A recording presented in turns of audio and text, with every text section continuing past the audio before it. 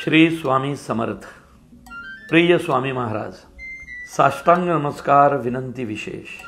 पत्रास कारण की खरं तर खूप दिवसांनी पत्र लिहितोय कुणाला तरी, आणि तसं खास कारण आहे. म्हणूनच महाराज, मी आजच मुक्काम पोस्ट देवाचं घर हे एका अतिशय सुंदर मराठी सिनेमाचा एक खास शो पाहिला.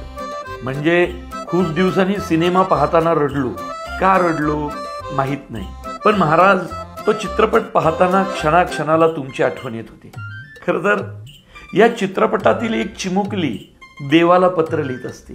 मुक्काम पोस्ट देवाचं घर असा पत्ता टाकून, आणि तिचं ते पत्र त्या देवाकडं पोहोचण्यासाठी, त्या पत्त्यावर जाण्यासाठी ती अतोनात प्रयत्न करत असते. ज्या ज्यावेळी तिनं पत्र लिहायला घेतलं त्यावेळी ते तुमच्यापर्यंत पोहोचलं असणारच. मुक्काम पोस्ट देवाचं घर हा पत्ता नाही, तर हे एक ब्रह्मवाक्य आहे. त्यामुळे महाराज, माझी विनंती आहे, 31 जानेवारीला प्रदर्शित होणारा हा सिनेमा मुक्काम पोस्ट देवाचं घर तुम्ही पाहावा.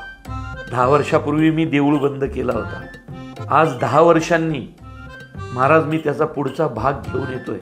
पण त्याआधी मुक्काम पोस्ट देवाचं घर पाहून टाका. तोपर्यंत मी तुमचा देऊळबंद भाग 2 बनवायला घेतो.